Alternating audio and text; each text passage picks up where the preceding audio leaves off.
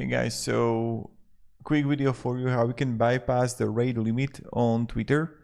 So the solution is to go to your notification settings in Twitter and disable all push notifications.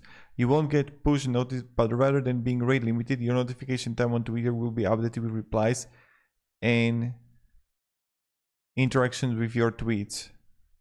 So this is something that you can try to do.